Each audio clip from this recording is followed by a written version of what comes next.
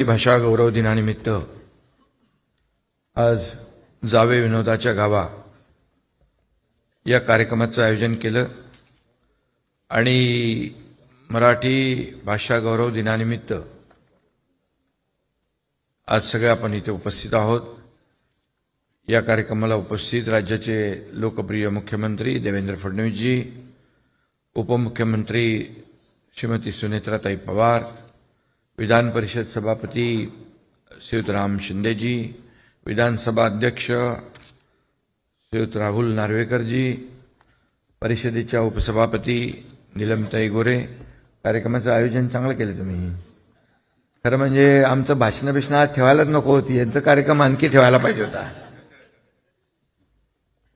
अण्णा बनसोडे, चंद्रकांत दादा पाटील, उदय सामंत, आशुतोष काळे आणि या कार्यक्रमाला उपस्थित ज्यांनी हा कार्यक्रम आयोजित केला,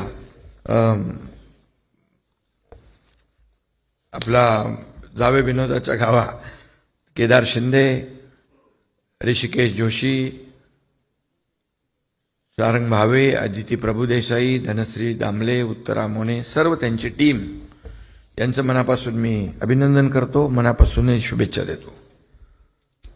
आणि सभागृहात देखील उपस्थित आमचे सर्व सहकारी मंत्री आहेत, सर्व आमदार, लोकप्रतिनिधी, या सगळ्यांनाच मराठी भाषा गौरव दिनानिमित्त खूप खूप शुभेच्छा देतो।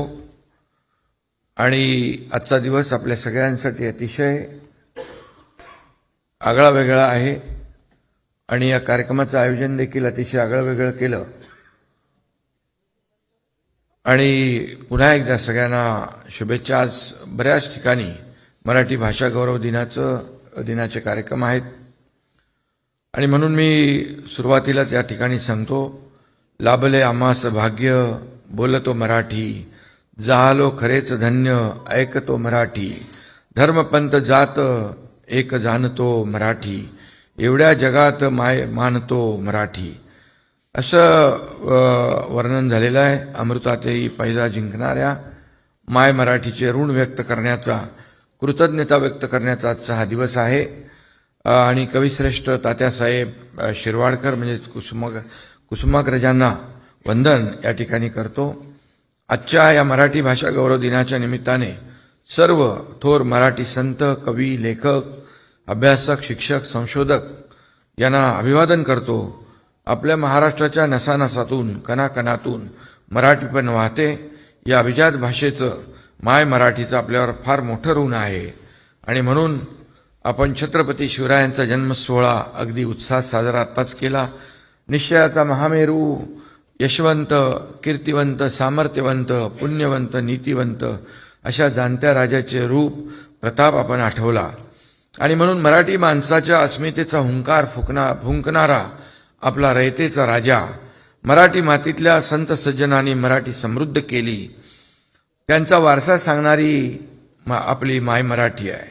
आपली माय मराठी भाषा ही फक्त संवादाचं माध्यम नाही आहे, हजारो वर्षाची सांस्कृतिक परंपरा वर्तमानापर्यंत वाहून नेणारा तो पवित्र नदीचा एक प्रवाह आहे। त्या प्रवाहाकडे एक नजर टाकली तर ती परंपरा किती मोठी आहे हे आपल्या लक्षात येतं। आज मराठी भाषा गौरव दिनानिमित्त जावे विनोदाच्या गावा या कार्यक्रमाचं आयोजन केल्याची पुन्हा एकदा मी आठवण करतो। आणि खऱ्या अर्थाने मराठी माणसाच्या रक्तातच विनोद आहे। संकटातही जो विनोद शोधतो तोच खरा मराठी माणूस। आणि अनेकदा राजकीय नेते देखील विनोदाचा भाग होतात आणि आपण बरीचशी उदाहरणं आज दिली आणि आमचे आमदार, लोकप्रतिनिधी खळखळून हसले देखील। काही लोकांना ते लागू होतं, काही लोकांना नसेल लागू होत, पण अतिशय उत्तम कार्यक्रम आपण केला। आणि म्हणून विधिमंडळाचं अधिवेशन चालू असताना या तापलेल्या वातावरणात एखादा मिश्किल टोला सभागृहाचं तणाव पूर्णपणे निवळतो आणि वातावरण अतिशय चांगलं हसतं खेळतं करतो। म्हणून म्हणतात, जो हसवतो तो जिंकतो। आणि आचार्य अत्रे आणि पु ल देशपांडे ही मराठी भाषेतील विनोदाची दोन शिखरं आहेत. दोघांच्या विनोदाची प्रकृती वेगळी होती, ती मगाशी वक्त्याने या ठिकाणी सांगितलेली आहे. परंतु उंची मात्र सारखीच होती, हिमालया एवढी. विनोद अत्रे म्हणजे आणि पु ल असं समीकरण मराठीच होतं. अत्रे यांचा विनोद धारदार, उपासात्मक आणि आक्रमक होता, तर पुलंचा विनोद हा हलका फुलका आणि मार्मिक असायचा. पुलंचे विनोद शाब्दिक होते. पुलं खऱ्या अर्थाने ते कोट्याधीशच होते. आपण पाहिलेलं आहे. जावे विनोदाच्या गावा या आजच्या कार्यक्रमातून ही दोन्ही उत्तुंग व्यक्तिमत्व आज आपल्याला खऱ्या अर्थाने आपल्या समोर आणण्याचं काम आपण सगळ्यांनी केलं. त्यामुळे खऱ्या अर्थाने सगळ्यांनाच एक वेगळा आनंद या मराठी गौरव दिनाच्या निमित्त मिळालेला आहे. नुकताच विविध निवडणुकांच्या निमित्तानं आम्ही सगळ्यांनीच राज्यभर जे दौरे केले, एका सभेतून दुसऱ्या सभेच्या ठिकाणी पोहोचायचं म्हणजे कसरतच केली. पण या सगळ्या धावपळीत मराठी भाषेची कितीतरी रूपं कानावर येतात, ती ऐकताना मोठी गंमत देखील वाटते. भाषेच्या लहेजाची, वैविध्याची, गोडव्याची, आपुलकीची कल्पना देखील त्या ठिकाणी येते. स्थानिक संदर्भानं शब्द बदलतात, अर्थ बदलतात आणि याचं सतत भान ठेवावं लागतं. भाषेची अशी गंमत असते. खानदेशी, मानदेशी, हैराणी, कोकणी, वराडी, मालवणी या साऱ्या बोलीभाषा बहिणी बहिणी आहेत. महाराष्ट्रात त्या सुखाने नांदतायत. आता मराठी भाषेचा लोकल ते ग्लोबल असा प्रवास देखील सुरू झालेला आहे. महायुतीच्या काळात मगाशी नीलमताईंनी त्याचा उल्लेख केला की मराठी भाषेला अभिजात भाषेचा दर्जा मिळाला. त्यावेळेस मी मुख्यमंत्री होतो. आदरणीय प्रधानमंत्री महोदयांचं देखील मी मनापासून अभिनंदन करतो की त्यांना मराठी भाषेचा अभिजात भाषेचा दर्जा दिला. आणि देवेंद्रजींना देखील धन्यवाद देतो, त्यांनी केंद्र सरकारकडे त्याचा सातत्याने पाठपुरावा केला. माय मराठीच्या शिरपेचात मानाचा तुरा खोवला गेला आणि असा हा ऐतिहासिक क्षण आपल्या सगळ्यांच्या भाग्यात देखील आला. आणि म्हणून मातृभाषेत शिकणं, मातृभाषेत अभ्यास करणं यावर आपल्या सगळ्यांचाच भर आहे. ही आपली भाषा आहे, तिचा योग्य तो मान राखलाच पाहिजे. मराठी भाषेचं अभिजातपण टिकवणं ही आपल्या साऱ्यांची जबाबदारी आहे. आणि म्हणून या भाषेतील उत्तम साहित्यकृती विविध भाषांमध्ये अनुवादित व्हायला पाहिजे. सगळ्यात महत्त्वाचं म्हणजे व्यवहाराची भाषा म्हणून मराठीचा वापर आपण सर्व क्षेत्रात प्रभावीपणे करायला पाहिजे. शासन आपला प्रयत्न नक्की करतंय आणि म्हणून मराठीवर प्रेम करणाऱ्या सगळ्यांनीच ही जबाबदारी आपली मानून आपापले योगदान त्यामध्ये द्यायला पाहिजे. छोट्या छोट्या प्रयत्नातून यशाचा महासागर तयार होतो. मराठीचा हा महासागर आपल्याला तयार करायचा आहे, तो आपण करतो आहे. आणि मराठीचा झेंडा 7 समुद्रापलीकडे असाच फडकत आपल्याला ठेवायचा आहे. कोणतीही भाषा काल सुसंगत राहते तेव्हाच टिकते आणि समृद्ध होते. मराठीने असे काल सुसंगतपणा दाखवला आहे. गेली 30-40 वर्षात भाषेत किती बदल झाले ते आपण अनुभवले आहेत. आणि म्हणून तंत्रज्ञानाचा वापर वाढत आहे. आपल्या भाषेने हा बदल आत्मसात केला आहे.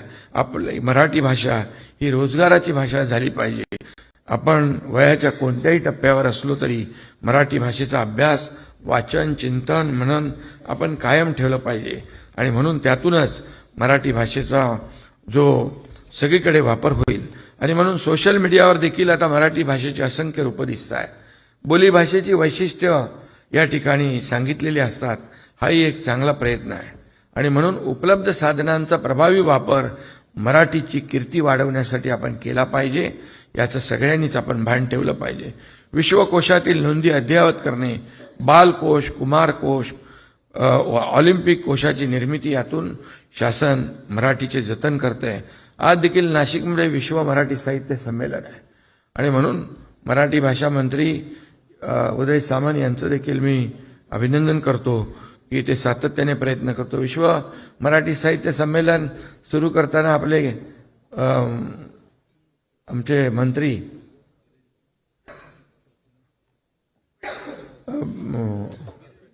दीपक केसरकर, ते मागे बसलेत म्हणून आठवायला, दीपक केसरकर यांनी त्याची सुरुवात केली.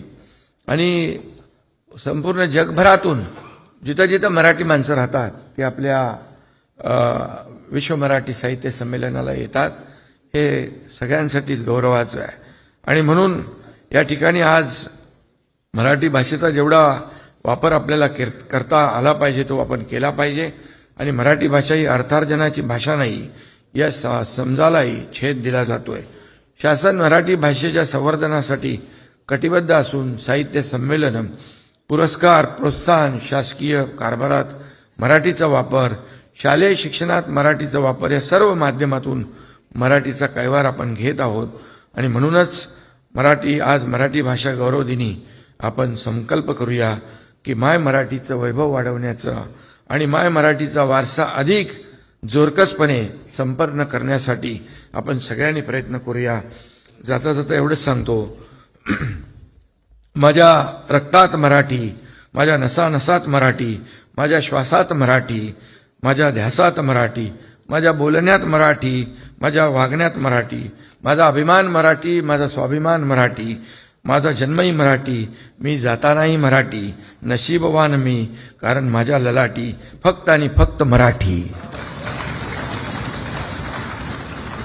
आणि म्हणून गीत तुझे मी आई गाईन, गीत तुझे मी आई गाईन, शब्दामधुनी अमृत होतीन, तुझ्या यशाचा गुलाल उधळत चरण रजांना भाळी लावून, गीत तुझे मी आई गाईन, गीत तुझे मी आई गाईन.